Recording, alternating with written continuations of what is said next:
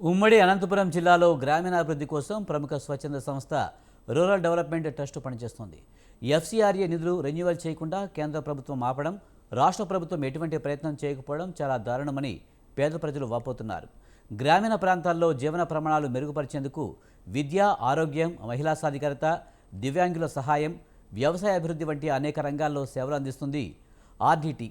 దీన్ని ఇబ్బంది పెట్టడం ఏంటని ప్రశ్నిస్తున్నారు ప్రజలు. జిల్లా కలెక్టరేట్ ఎదురుగా నిరసన తెలుపుతున్నారు.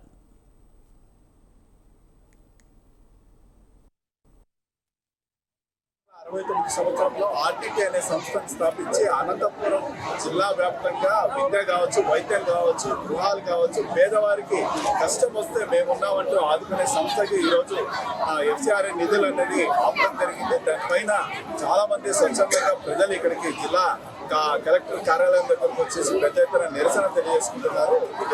ఈ అంశం గురించి ఒకసారి పూర్తి వివరాలు కనుక్కునే ప్రయత్నం చేద్దాం. చెప్పండి, ఏంటి అసలు ఆర్టీటీ సంస్థ అంటేనే ఒక వైద్యం కావచ్చు, విద్య కావచ్చు, పేదవారికి ఆర్థికంగా సపోర్ట్ చేయడం కావచ్చు, గృహాలు నిర్మించడం కావచ్చు, ఇంకా అభివృద్ధి చేసిన సంస్థకి నిధులు ఈరోజు ఆపేయడం అనేది ఏంటి? దీని వెనుక కుట్రనా ఏంటి? మా అభిప్రాయము కుట్ర తాగిందనే మా అభిప్రాయము. ఇప్పుడు ఆర్టీటీ 1969 నుంచి ఇక్కడ వచ్చినప్పటి నుంచి గవర్నమెంట్ కూడా చేయలేనటువంటి పనులు ఆర్టీటీ చేస్తూ ఉంది.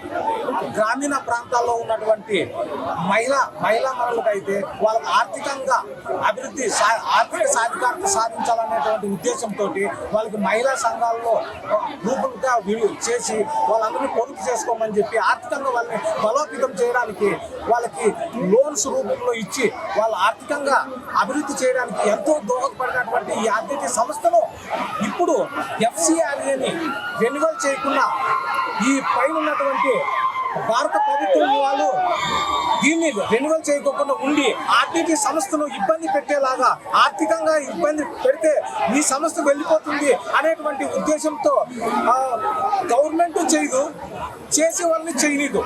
ఆ విధంగా ఆర్టీటీ వాళ్ళు ఎంతో మంచి పనులు చేస్తున్నారు. విద్య, వైద్యం, నిరుద్యోగులు అటువంటి వాళ్ళకి ఉద్యోగాలు, ప్రతి ఒక్కటి చేనులో రైతులకి, దళిత రైతులు ఎవరైతే ఉంటారో వాళ్ళ చేనులో ఈ చదువు చేసుకోవడానికి ల్యాండ్ డెవలప్మెంట్ కోసము అలాంటి ప్రోగ్రామ్స్ అన్ని చేసుకుని ఎన్నో మంచి మహోన్నతమైనటువంటి ప్రోగ్రామ్స్ ప్రభుత్వం కూడా చేయలేనటువంటి పనులు ఈ ఆర్టీటీ సంస్థ చేస్తూ ఉంటే వీళ్ళకి కుళ్ళు పుట్టి మేము వాళ్ళు ఏమన్నా బాగా ఎదుగుతారని చెప్పేసి వాళ్ళకి ఏదో ఒక సాకు పెట్టి ఎఫ్సీఆర్ఏని ఆప్ చేయడం అనేది చాలా దుర్మార్గమైనటువంటి చర్య.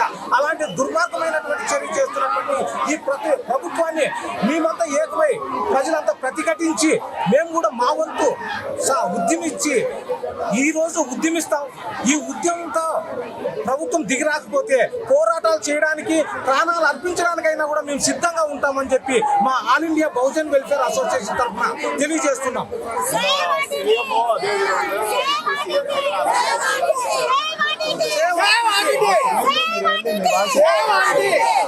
సార్, మేము పోవాలని సీఎం దగ్గర పోవాలంటే మాకు కలెక్టర్ తరఫున మాకు పర్మిషన్ ఇవ్వలేదు, మీరు పోయేకి వీలు లేదు అన్నారు. ఇంకా ఆర్టీటీ మాకు ఎంతో సేవలు చేసింది. దాంట్లోనే నేను పుట్టినా పెరిగినా దాంట్లోనే చదువుకున్నాము, దాంట్లోనే అంతో ఇంత సంపాదించుకుంటున్నాం సార్.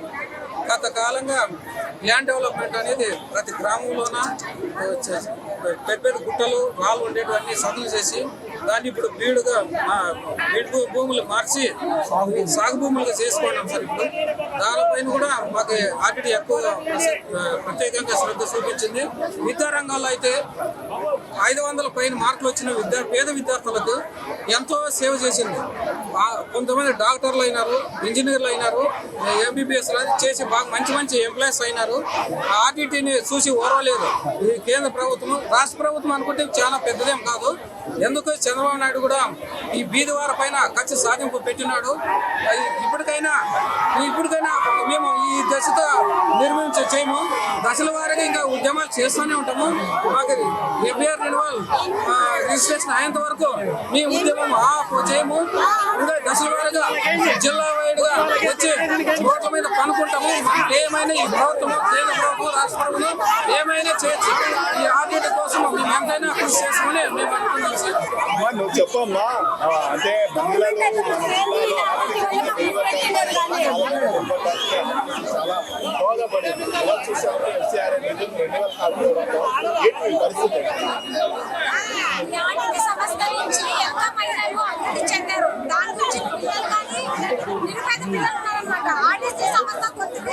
అనేది తీసుకొచ్చి చదివిస్తుంది.